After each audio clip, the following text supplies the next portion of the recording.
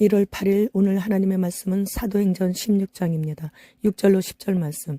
성령님이 아시아에서 말씀을 전하지 못하게 하시거늘 그들이 브르기아와 갈라디아 땅으로 다녀가 무시아 앞에 이르러 비두니아로 가고자 했으되 예수님의 영께서 허락하시지 아니하시는지라.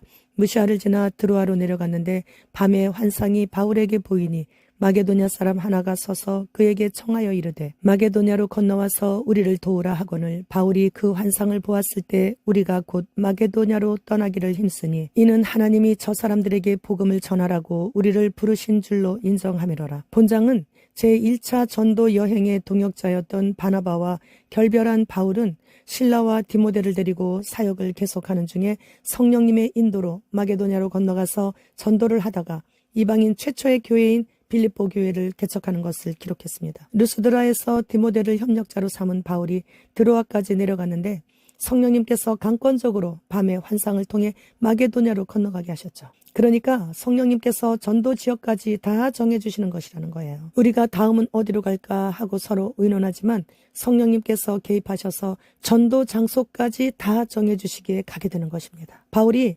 제1차 전도 여행 때 만난 디모데를 데리고 사역을 하려고 했으나 그의 어머니는 유대인이지만 아버지가 헬라 사람이라서 할례를 하지 않았었는데 유대인들에게 전도를 해야 하기에 유대인들의 거부감을 없애기 위해 디모데에게 할례를 행했습니다. 이후 15년의 세월이 지난 후에 바울이 디모데 전서에서 네 연수함을 업신여기지 못하게 하라고 한 것을 보면 이때 디모데의 나이는 10대 후반쯤 되었을 것입니다. 그렇게 바울의 평생 동역자가 된 디모데는 바울이 믿음으로 낳은 아들이라 불렀죠. 바울은 사람들이 많이 모여 사는 에베소와 같은 대도시를 복음화하는 것이 가장 효과적인 선교 방법이라고 생각했었습니다. 성령님께서 왜 막으셨는지는 성경에 기록이 되어 있지 않아서 우리는 모르지만 이후에 아시아의 수도 에베소에서 바울은 3년이란 긴 시간을 그곳의 두란노 서원에서 말씀을 차근차근 가르칠 수 있게 해주셨던 것을 보면서 때가 되었을 때 보내신다라는 것을 알게 되는 것입니다. 따라서 사람이 아무리 지혜롭게 계획을 세운다 할지라도 성령님의 뜻이 아니라면 무조건 사람이 세운 계획은 변경되거나 포기되어져야만 하는 것이죠. 이렇게 성령님께서 친히 인도하심이 사람의 계획을 초월하여 하나님의 확실한 보호 가운데서 진행되어지고 있다는 것을 나타내 보여주시고 계시는 것입니다. 바울 사도는 성령님께서 막으신다는 것을 마게도냐 사람이 마게도냐로 건너와서 우리를 도우라는 환상을 보고 성령님께서 아시아가 아니고 마게도냐로 가라고 하시는 것을 알게 되었죠. 환상은 꿈이 아니고 황홀한 온전한 정신 상태에서 보는 것으로서 하나님의 계시 방법 중 하나입니다. 10절 말씀에서 환상을 보고 바로 하나님께서 그들에게 복음을 전파하도록 우리를 부르셨다고 확신하고 마게도냐로 떠날 준비를 했다고 기록되어 있는데 사도행전에서 우리라는 말로 나오는 구절이 10절부터 나오고 있는데 그렇다면 디모데 외에 또 다른 일행이 있다는 것이죠. 그의 이름은 이곳에 거론되고 있지는 않지만 대사도인 바울사도가 죽을 때까지 항상 같이 있었던 의사인 누가일 것이라 추측해 봅니다. 누가는 헬라인 의사로서 병약한 사도 바울을 떠나지 않았고 항상 동행하면서 감옥에서도 바울 사도를 돌보아 주었습니다. 사람이 자기의 길을 계획할지라도 그 걸음을 인도하시는 분은 하나님이시기 때문에 주님의 인도를 받는 삶을 살아갈 수 있도록 기도해야 되는 것이에요. 오늘 이 말씀은 하나님을 이롭게 하는 일을 할 때에 내가 어떻게 하나 하며 고민하지 말라는 교훈이세요.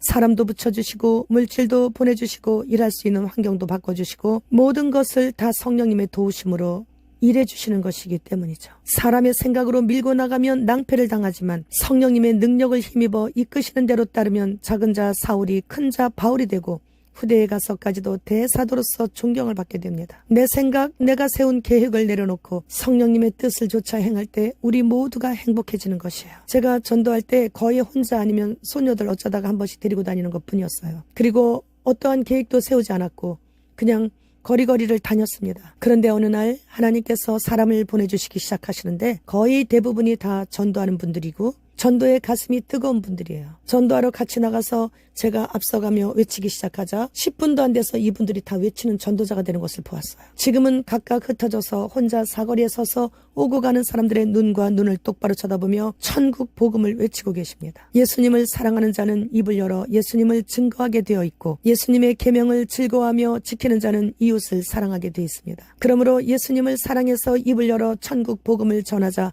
예수님의 거룩하신 영께서 기뻐하셨고 그의 행위를 기뻐하신다는 것을 그의 삶 속에서 다른 사람들이 다 볼 수 있도록 나타내 보여주시는 것이에요. 무엇이 만사 형통인가요? 바로 내 몸을 성전 삼고 임재해 주시는 성령 하나님께서 계시는 것이 불편하시지 않도록 해드릴 때, 그때 그는 만사 형통의 길을 걸어가는 거예요. 비록 육신은 바울 사도처럼 고달플지라도, 그리고 전혀 달라진 환경이 아닐지라도 그의 영혼은 날마다 잔치집에 가는 마음이었을 것입니다. 그렇기에 바울 사도는 감옥에서도 전도에 힘을 썼던 것이에요. 우리가 바울 사도의 뒤를 따라 걸어갈 때 하나님께서는 그의 영혼을 만족해 하여 주십니다. 영혼이 잘 되면 범사가 잘 된다고 성경에 기록해 놓으셨는데, 그렇게 될 때 항상 기뻐할 수 있고 범사에 감사할 수 있고 쉬지 않고 기도할 수 있는 이 생활이 일상의 나의 삶 속에서 가능하게 되는 것입니다. 영국의 잉글랜드와 웨일즈에서는 판사들이 AI로 판결을 내리고 있다고 합니다. 또 AI를 통한 텔레파시로 사람의 두뇌를 스캔하여 그 사람의 마음을 읽는 것이 가능하게 되었다고 합니다. 과학자들은 인간과 쥐의 뇌세포를 이용해 5분 만에 기계가 게임하는 방법을 배우는 칩을 개발했고, 그래서 자율 차량, 드론, 로봇의 구현함으로 인해 기계 인간이 완성 단계에 있다고 합니다. 그러니까 완전한 기계도 완전한 쥐도 순수한 인간도 아닌 영혼 없는 기계의 쥐 인간이 곧 인간과 섞여 살게 된다는 것이죠. 그래서 주님은 지금 오십니다. 주님 어서 오시옵소서. 마라나타.